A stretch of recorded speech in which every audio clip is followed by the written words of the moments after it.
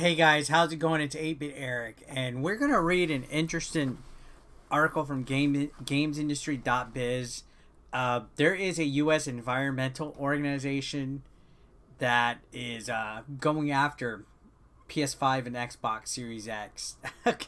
I've never seen something like this happen before for a gaming console, but they are warning against energy consumption from these next-gen consoles. Ooh, this is weird. This is an interesting take. We're gonna take a look at this article, guys. I don't even know where to begin. So, U.S. Environmental Organization warns against Xbox Series X, PS5 energy consumption. The NRDC calls for platform holders to ship their consoles with energy-saving options enabled by default. And I get it. I'm not gonna get into the whole hoopla of energy and climate control and all that. We'll avoid that can of worms, but this attracted my attention because these next gen consoles just recently came out, and I don't ever remember a organization going after video game consoles. But let's read.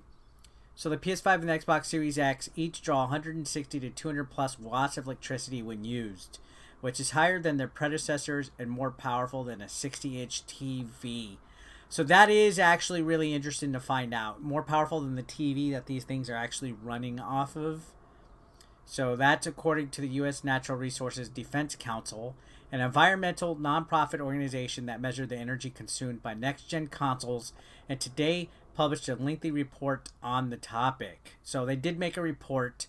The report recognized the platform holders' efforts to reduce power consumption when the consoles are in rest mode, only drawing 1 watt or lower when that's the case, but also highlighted the impact of features such as Xbox's on mode, which is enabled by default when the console ships. So I guess the main issue here is certain settings, power settings, they want to be going forward defaulted to energy saving mode, I guess.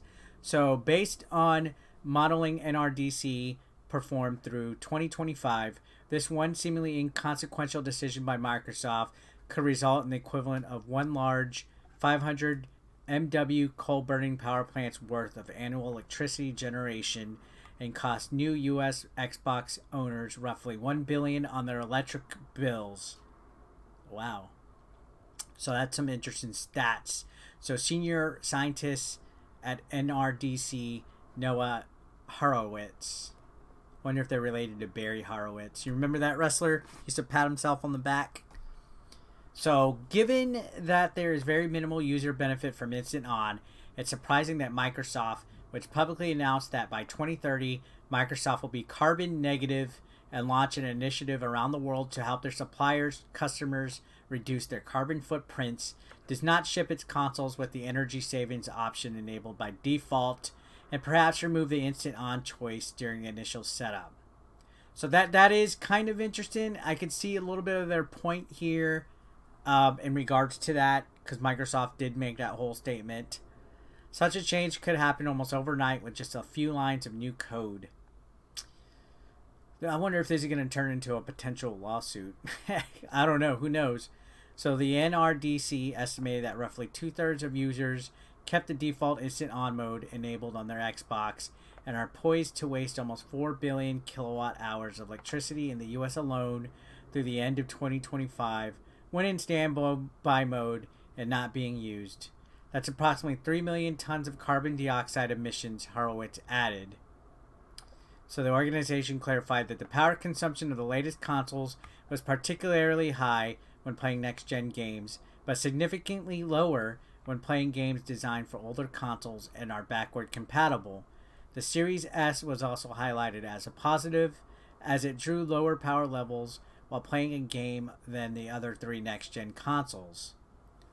So they pointed out that the Series S, of course, is lower powered, and that's obvious. It's a lot less of a spec-heavy console than the other 2. Now, the report pointed out the high power consumption of streaming TV shows or films on the consoles, particularly when switching from playing a prior game to streaming a show. So, this is very informational. Was not expecting this. I'm learning a lot. you can always learn, guys, every day. So this may save a few seconds, but the console will draw between 30 and 70 watts, about 10 to 25 times more powerful than a streaming device like Apple TV, a Roku box, or Amazon Fire Stick to watch the same show. We've repeatedly urged Sony and Microsoft to include a dedicated lower power chip for video playback in their consoles, and this request is even more important today given the potential for long hours of binge watching via the console. I've never really put into perspective energy usage or consumption, which is why I think we need to develop something new. Let's go nuclear. Let's go beyond nuclear. Let's do dark matter.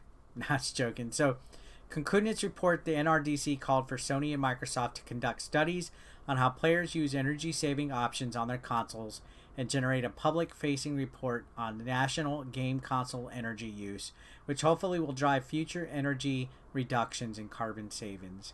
So the report added, such a study should also take into account the energy and related carbon emissions caused by the increasingly popular cloud-based gaming, where much of the computing is happening off-site and energy-intensive data centers. So yeah, cloud gaming is starting to become popular. So this is an interesting little read, honestly. I don't know too much in way of energy consumption laws and rules and policies and stuff like that. And oftentimes I would say a lot of times some of these environmental organizations I feel are a little too over the top with some of their stats and their research and things like that. But this one does seem like it is somewhat informed in regards to some of the energy usage and things like that. Some very interesting info, especially like how streaming devices that can watch the same show use less energy. I mean, that's given though, because these beasts have different features and specs and techs in them that are used to keep them cool, to run stuff faster. But it's just interesting enough that these consoles were singled out so much. I don't know in regards to PCs, how PCs perform compared to the new next-gen consoles, like anything that's out there right now that's like a beast. Like, for example, I have a laptop back here, a gaming laptop, the Asus Republic of Gamers Zephyrus Duo 15, which is like a very powerful gaming laptop. I have no idea how that goes with energy consumption compared to these next-gen consoles. But very interesting to see this be brought to light.